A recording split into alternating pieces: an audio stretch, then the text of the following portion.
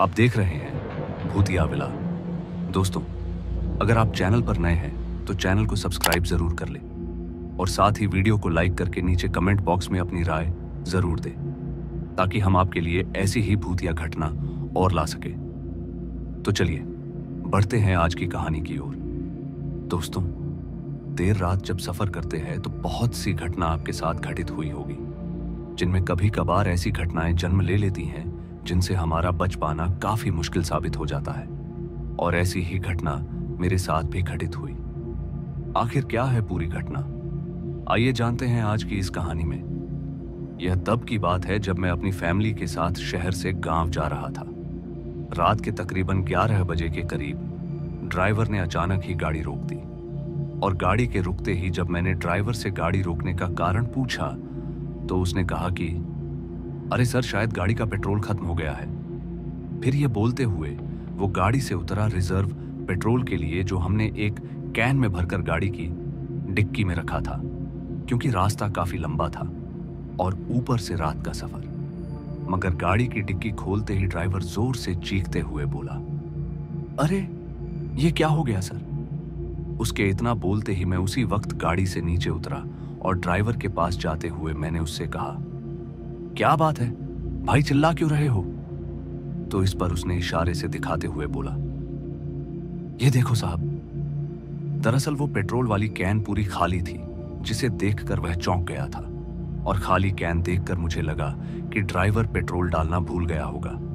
मगर वह मुझे बार बार यही कह रहा था कि उसे अच्छी तरह से याद है कि उसने पूरी कैन अच्छे से भर के रखी थी। मगर मुझे तो उसकी बातों पर जरा भी भरोसा नहीं हो रहा था, और होता भी कैसे। भला पूरी भरी हुई कैन अपने आप खाली कैसे हो सकती थी। मगर तभी मैंने उससे कहा, अच्छा अब जो हुआ सो हुआ, अब यह सोचो कि यहां से आगे कैसे जाएं। तो इस पर ड्राइवर ने उदास मन से कहा, ठीक है साहब, आप लोग यहीं रुको, मैं आगे से पेट्रोल लेकर आता हूं। और इतना बोलकर ड्राइवर वो कैन लेकर पेट्रोल लेने चला गया। उसके जाते ही मैं भी वापस गाड़ी में बैठ गया और मम्मी पापा गहरी नींद में थे, तो मैंने उन्हें उठाना सही नहीं समझा। गाड़ी में बैठे बैठे अब मेरे पांव सोने लगे थे, जिस वजह से मैं गाड़ी से उतरा ताकि थोड़ा चल के अपने सोते हुए पैरों को उठा दूं। गाड़ी से उतरने के बाद मैं वहीं पर गाड़ी के आसपास टहलने लगा। मैंने अभी अपने सोते हुए पांव को उठाया ही था कि तभी मुझे किसी की सिसकियां सुनाई दी, जिन्हें सुनकर एक पल को तो मेरा दिल धड़कना ही भूल गया। लेकिन जब मेरी नजर हाईवे के किनारे पर बैठी एक औरत पर गई तो मेरे दिल की धड़कन थोड़ी नॉर्मल हुई। फिर मैं उस औरत के करीब जाते हुए बोला, क्या बात है, आप रो क्यों रही हैं? और इतनी रात को यहां अकेले भी बैठे हो, आखिर क्या बात है? मगर पहली बार में तो उसने कोई जवाब नहीं दिया। फिर जब मैंने दूसरी बार टोका तो वह औरत रोते हुए बोली, मेरी छोटी बच्ची है और वो कहीं खो गई है, मैं उसे अकेली कब से ढूंढ रही हूं। अब उसके रोते हुए चेहरे को देखकर मेरा दिल भी उस वक्त उदास हो गया। फिर मैंने कहा, आप चिंता मत कीजिए, मैं आपकी बेटी को खोजने में आपकी मदद करता हूं। उसकी बच्ची का नाम पूछने के बाद मैं उसकी बच्ची का नाम पुकारते हुए उसे खोजने में लग गया। मैं उस बच्ची को खोजता हुआ अब हाईवे से काफी दूर आ चुका था, मगर उसकी बच्ची का कोई अता पता नहीं था। यहां तक कि उसकी मां भी उसे लगातार आवाज देते हुए आ रही थी। लाख कोशिशों के बावजूद जब वो बच्ची मुझे नहीं मिली तो मैंने भी हार मान ली। और तभी मैं उस औरत की तरफ पलटते हुए कहा, आपको पुलिस की हेल्प लेनी चाहिए।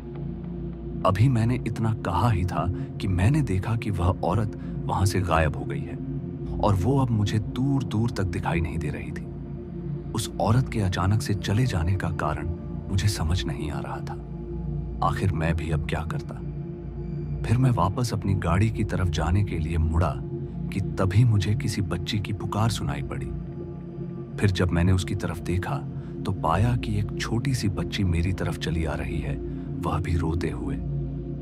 मुझे यह समझते देर नहीं लगी कि यह उसी औरत की खोई हुई बच्ची है। खैर, फिर मैं तुरंत ही उस बच्ची के करीब जाते हुए बोला, तुम खो चुकी हो क्या बेटा? इस पर वह बच्ची अपना सिर हाँ में हिलाते हुए बोली। फिर मैं उस बच्ची का हाथ पकड़कर अपनी गाड़ी की तरफ जाने लगा, यह सोचकर कि शायद उसकी माँ भी वहीं वापस आ जाएगी। मैं अभी उस बच्ची का हाथ पकड़े आगे ही बढ़ रहा था कि मेरे हाथ में तेज दर्द होने लगा। और फिर जब मैंने अपने हाथ की तरफ देखा तो पाया कि वह लड़की मेरे हाथ को अपने बड़े दांत से खा रही है। और अब उस बच्ची का चेहरा भी बिल्कुल बदल गया था। तभी मैं चीखते हुए उससे अपना हाथ छुड़ाने की कोशिश करने लगा, मगर अब उस बच्ची ने अपने हाथ को बड़ी ही मजबूती से मेरे हाथ में थामे हुए थी, जिस वजह से मैं दर्द से झटपटाए जा रहा था और वह लड़की मुझ पर हावी होते जा रही थी। मगर तभी बाईं पास से एक लॉरी हॉर्न देते हुए गुजरी और उस लॉरी के हॉर्न देते ही वह बच्ची एकदम से गायब हो गई।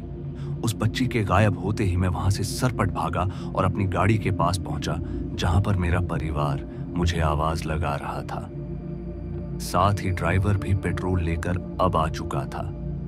मैंने तुरंत ही सबको वहां से चलने को कहा और हम तुरंत ही वहां से निकल गए।